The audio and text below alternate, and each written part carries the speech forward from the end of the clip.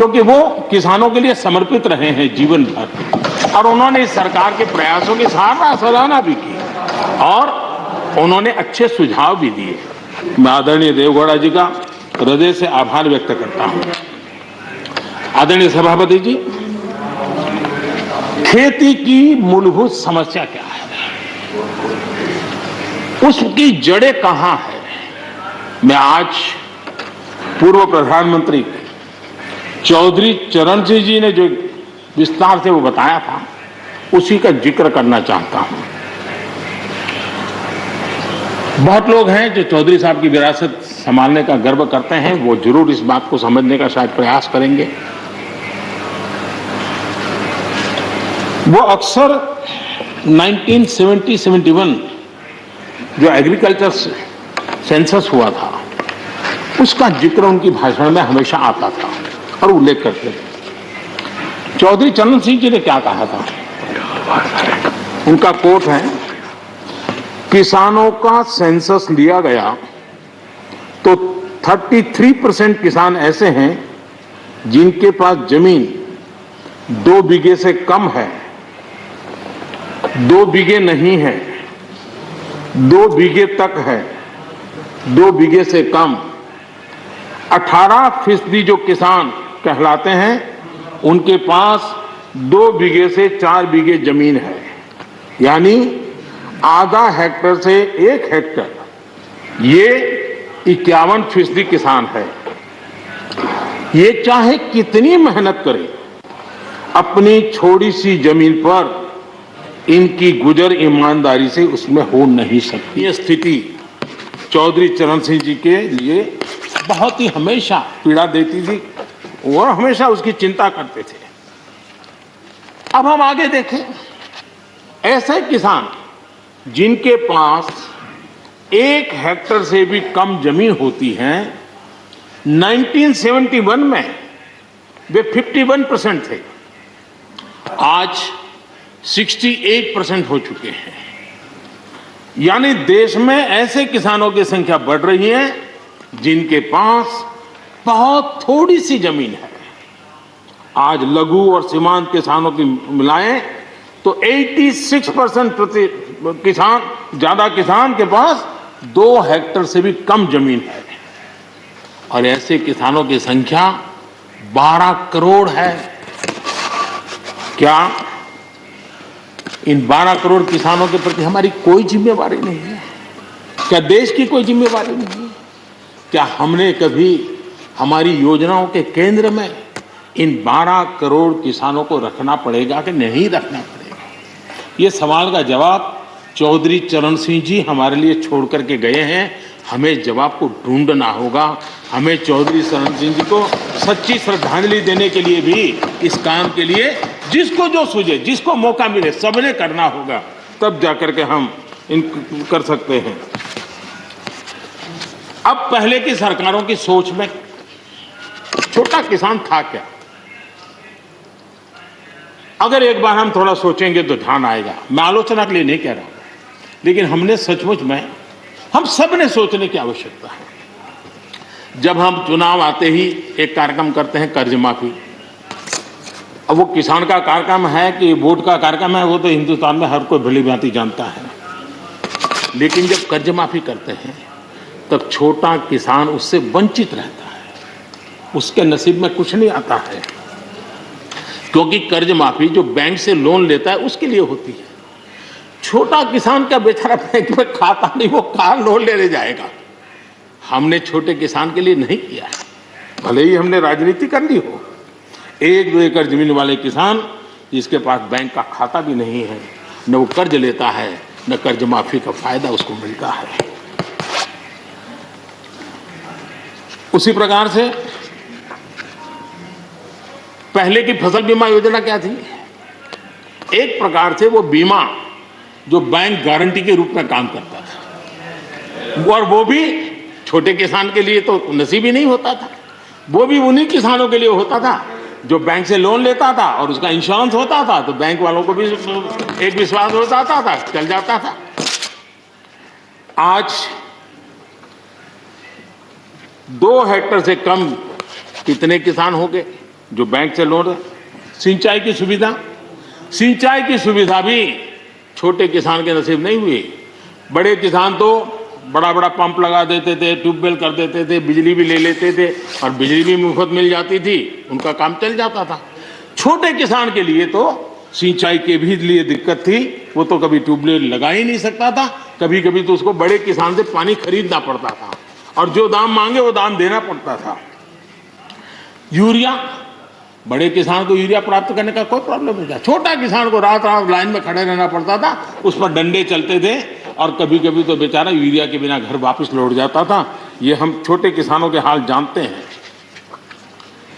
2014 के बाद हमने कुछ परिवर्तन किए। हमने फसल बीमा योजना का दायरा बढ़ा दिया ताकि किसान, छोटा किसान भी उसका फायदा ले सके और बहुत मामूली रकम से ये काम शुरू किया और पिछले 4-5 साल में फसल बीमा योजना के तहत 90,000 करोड़ रुपए, छोटी रकम नहीं है, 90,000 करोड़ रुपए उसके क्लेम किसानों को मिले हैं। कर्ज माफी से भी आंकड़ा बड़ा हो जाता है। छोटा किसानों का किसान क्रेडिट कार्ड, हमारे यहाँ किसान क्रेडिट कार्ड हुए, लेकिन बड़े किसानों तक गए और वो बैंक से बहुत ही कुछ राज्यों में 0% से ब्याज से उनको मिल जाते थे पैसे और उनके कोई न कोई दो धंधा व्यापार होता था, पैसे वहां भी लग जाते थे। छोटे किसान के नसीब में ये नहीं था। हमने तय किया हिंदुस्तान के हर किसान को किसान क्रेडिट कार्ड देंगे। इतना ही नहीं, हमने उसका तो दायरा फिशरमैन तक भी बढ़ा दिया ताकि वो भी इसका फायदा उठा सके और 2.25 करोड़ से ज्यादा किसानों तक ये किसान क्रेडिट का काम पहुंच चुका है और बाकी भी राज्यों से आग्रह कर रहे हैं कि लगातार उसको आगे बढ़ाएं ताकि ज्यादा से ज्यादा किसान इसका लाभ उठा सके और राज्यों की मदद जितनी ज्यादा मिलेगी उतना ज्यादा ये काम हो जाएगा। उसी प्रकार से हम एक योजना ले आए, प्रधानमंत्री सम्मान निधि योजना। सीधे किसान के खाते में और ये गरीब किसान को जिसके पास कभी इस प्रकार की मदद नहीं पहुंची। 10 करोड़ ऐसे परिवार हैं जिनको इसका लाभ मिल गया और अगर बंगाल में राजनीति आड़े न आती तो बंगाल के किसान भी अगर जुड़ गए होते तो ये आंकड़ा उससे भी ज्यादा होता और अब तक 1,15,000 करोड़ रुपया इन किसानों के खाते में गया। ये गरीब छोटे किसान उनके पास गया है। हमारी सब योजनाओं के केंद्र बिंदु में सॉइल हेल्थ कार्ड, हमने 100% सॉइल हेल्थ कार्ड की बात कही ताकि हमारे छोटे किसान को भी उसकी जमीन कैसी है, कौन सी उपज के लिए योग्य होगा, हमने 100% सॉइल हेल्थ कार्ड के लिए काम किया। उसी प्रकार से हमने यूरिया का नीम कोटिंग 100% किया।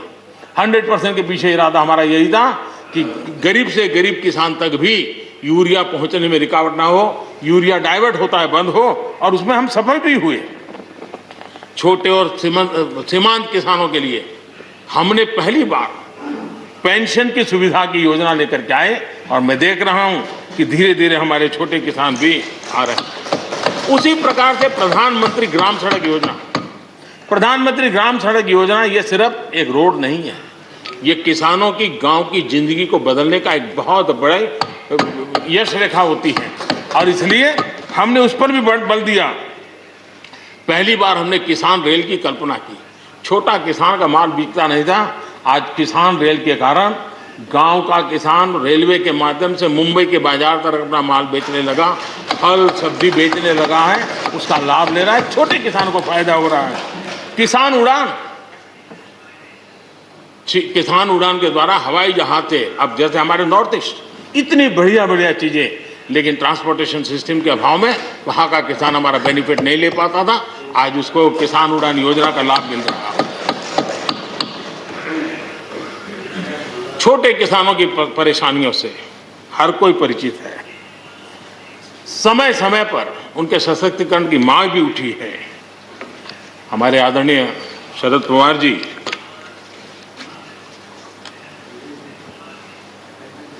और कांग्रेस के भी हर किसी ने, हर सरकार ने कृषि सुधारों की वकालत की है। कोई पीछे नहीं है, क्योंकि हर एक को लगता है कर पाए नहीं कर पाए अलग बात है, लेकिन ये होना चाहिए, ये बात हर एक की निकली हुई है। और आज नहीं, जब भी जो जहां थे सबने की हुई है। और शरद राव जी ने तो अभी एक बयान भी दिया कि भाई मैं सुधारों के पक्ष में हूं। ठीक है, पद्धति के संबंध में उनके मन में सवाल है, लेकिन सुधारों का विरोध नहीं किया है। और इसलिए मैं समझता हूं कि हमें इस विषय में हमारे साथी श्रीमान सिंधिया जी ने बहुत ही अच्छे ढंग से कई पहलुओं पर इस कानून को लेकर के यहाँ पर ये सारी बातें पिछले 2 दशक से लगातार चल रही है, हर फॉरम में चली है। ऐसा नहीं है कि कोई हमारे आने के बाद हर ने कहा है और हर एक को लगा कि अब समय आ गया, हो जाए, अब समय आ गया। ये ठीक है, फुटस्टॉप कॉमा कोई इधर उधर हो सकता है, कोई ये दावा नहीं कर सकता है कि भाई हमारे समय की सोच बहुत ही बढ़िया थी।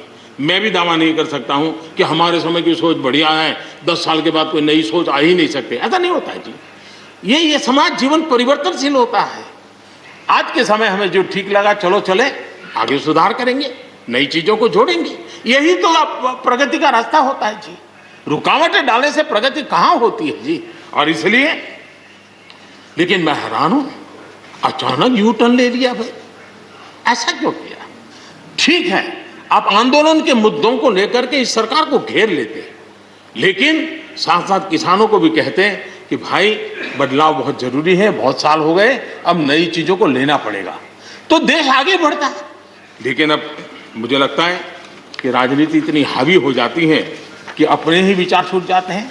लेकिन जो ये सब कर रहे हैं अच्छा है। आदरणीय डॉक्टर मनमोहन सिंह जी यहाँ मौजूद है, मैं उन्हीं का एक कोट आज पढ़ना चाहता हूँ। हो सकता है जो यू टर्न कर रहे हैं वो मेरी बात माने या न माने, मनमोहन सिंह जी की तो बात जरूर मानेंगे। There are other rigidities because of the whole marketing regime set up in the 1930s, which prevent our farmers from selling their produce where they get the highest rate of return. It is our intention to remove all those handicaps which come in the way of India realizing its vast potential as one large common market. ये आदरणीय मनमोहन सिंह जी का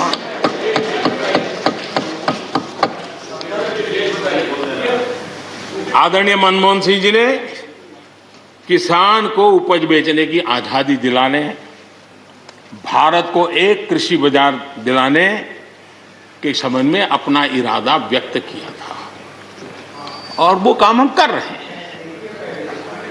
और मुझे आप लोगों को गर्व होना चाहिए कि देखिए मनमोहन सिंह जी ने कहा था, वो मोदी को करना पड़ रहा है। गर्व कीजिए।